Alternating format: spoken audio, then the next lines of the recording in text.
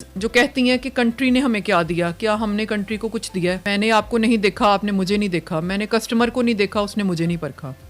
तो मैं ये डिटेल जानने से आ रही हूँ कि उस पर क्या चीज़ सूट करेगी, उसकी स्किन की टाइप कैसी है, मेकअप कौन सा सूट करेगा। उनमें लेडीज जितनी भी मौजूद है ना क्वांटिटी में, वो तकरीबन 100% काम कर रही हैं, दबा छुपा सा काम कर रही हैं, दरवाजे बंद करके काम कर रही हैं।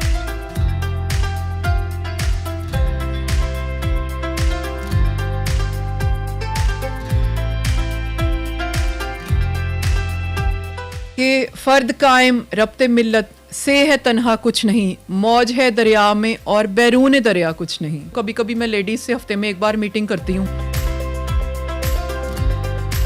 अस्सलाम वालेकुम नाजरीन, it's me Rizwan, you are watching.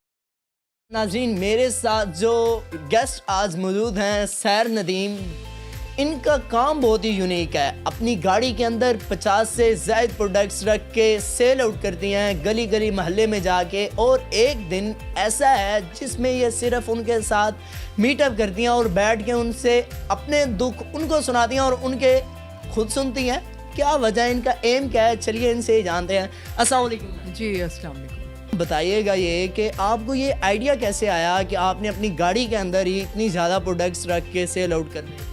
देखिए, आइडिया की तो बात ही नहीं है। जब ये तय है कि अवाम में निकलना है और उनसे कुछ बात पूछनी है और कुछ अपनी बात करनी है, फिर कोई बहाना तो चाहिए कि उनमें निकलने का। तो वो बहाना मुझे मिल गया, क्योंकि लाहौर में लेडीज़ कोई जामिया कारोबार पहले से कर नहीं रही। जो कर रही हैं अपने घरों तक महदूद हैं, या कह लें दरवाजे बंद करके छुप छुपा के काम कर रही हैं। छुपा के ट्यूशनें पढ़ानी है, छुपा के आपने सूट बेचने हैं, और तीसरी कोई चीज़ सेल भी नहीं करनी, घरों तक भी नहीं पहुँचना, ना आवाम से मिलना है, ना उनमें जाना है, और ना उनका दर्द बांटना है, और ना कुछ अपना दर्द उन्हें बताना है। तो वो एक मौका समझ लें कि मुझे समझ में आया और आवाम तक मैं पहुंच गई।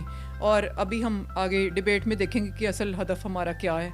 अच्छा मैम, आप जाती हैं लोगों के पास, जाके प्रोडक्ट्स अपनी शेयर करती हैं, उनको इंट्रोड्यूस करवाती हैं कि मेरे पास ये प्रोडक्ट्स है, तो कैसे रिएक्शन आपके आ रहे हैं और कब से कर रही हैं?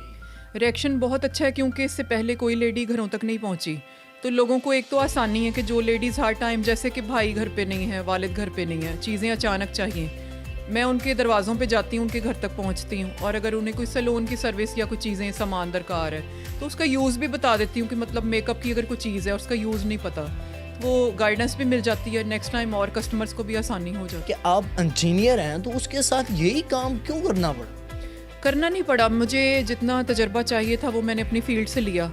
और इंजीनियरिंग एक बिल्कुल अलग काम है, जैसे ऑफिसेज में बैठने का काम। अवाम में निकलने के लिए अवाम में जाना पड़ता है। आप दफ्तरों में बैठ के लिंक नहीं बना सकते, आप अपने घरों में बैठ के लिंक नहीं बना सकते। तो जो असल मेरा बुनियादी नज़रिया है ना, उसके करीब होने के लिए मुझे उस चीज़ को खैराबाद कहना पड़ा। और आज अभी अवाम के बीच में मैं बड़ी कामयाबी से सैटरडे को मोस्टली 2 घंटे रखती हूँ, या वीक में कोई एक दिन 2 घंटे मैं आवाम के लिए गुजारती हूँ, और उसमें मैं अपना कोई बिज़नेस नहीं करती, और ये चीज़ मैं अपनी कंट्री के लिए कर रही हूँ। उसमें मैं कुछ औरतों को हिम्मत दिलाती हूँ, और इस चीज़ की मैं कोई पेमेंट रिक्वायर नहीं करती, क्योंकि वो अभी इतने पानी में ही नहीं कि वो किसी को पेमेंट कर सकें। तो उन्हें याद दिलाती हूँ कि भाई अपनी कुछ डिग्रीज़ निकालें या अपने हुनर मुझे बताएं, तो हम कुछ करने की कोशिश करते हैं, और कुछ लेडीज़ को हिम्मत आई भी है। तो एज अ ट्रेनर मैं उनमें काम कर रही हूँ। कुछ लेडीज़ ने मेरी गुफ्तगू सुन के या कन्विंस होकर कुछ अपने कारोबार छोटे पैमाने पर शुरू भी किए हैं, क्योंकि देखें आप फर्स्ट लेवल पे तो बड़े पैमाने पे नहीं जा सकते। लेकिन अच्छी बात है कि उनमें से कुछ लोगों ने हिम्मत पकड़ी है। आपके पास कौन कौन सी प्रोडक्ट है? 50+ प्रोडक्ट्स हैं, और आगे उनकी रेंज भी है सबकी। जैसे बेडशीट मेरी एक प्रोडक्ट है, और आगे उसमें बहुत से पीस, डिज़ाइन, कलर के हिसाब से वेरिएशन। और मेकअप की तो आपको पता है कि बेबहा वैरायटी, एक आइटम ये हो गई, और उसके अंदर हज़ारों चीज़ें। ब्राइडल की अलग कैटेगरी, फिनिशिंग की प्रोडक्ट्स अलग, स्टार्टिंग की अलग, और उनका यूज़ का तरीका। अच्छी बात है कि आपको शॉपकीपर जब जाते हैं ना, वो मेकअप का आपको यूज़ नहीं बताएंगे।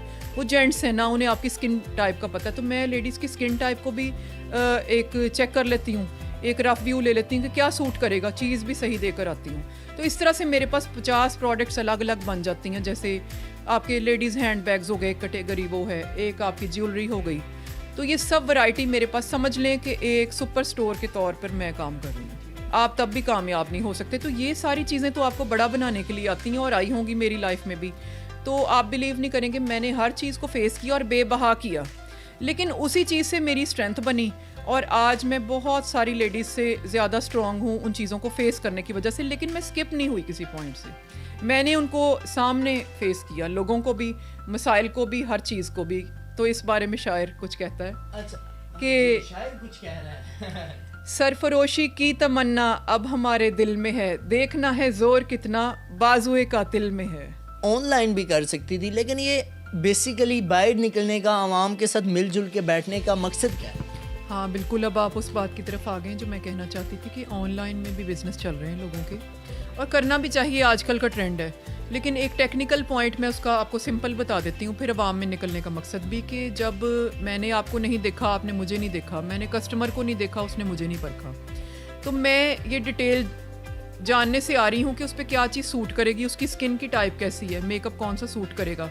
किस एज ग्रुप में ऑनलाइन पे ये डिटेल्स नहीं आती, मतलब मैं सेटिस्फाई नहीं हूँ, क्योंकि ऑनलाइन को मैंने भी कई दफ़ा परखा है। 100% जो है ना प्रोडक्ट को कंट्रोल फॉर्म में देने के लिए अवाम में मिलना ज़रूरी है। दूसरी बात, अवाम में क्यों निकली, तो अवाम में इसलिए निकली कि मैंने बहुत कम लेडीज़ को देखा है कि हम अपनी नाक से आगे बात करें कि कौम में क्या हो रहा है। क्या हम लेडीज़ जो कहती हैं कि कंट्री ने हमें क्या दिया, क्या हमने कंट्री को कुछ दिया है, क्या हम ये बात याद रखती हैं या हमें याद दिलाने के लिए कोई आ रहा है। तो वो चीज़ मैंने सोची कि हमें, जैसे कि अब मैं सेटल डाउन हो चुकी हूँ, तो क्या मुझ पे भी कोई फ़र्ज़ है कौम के लिए।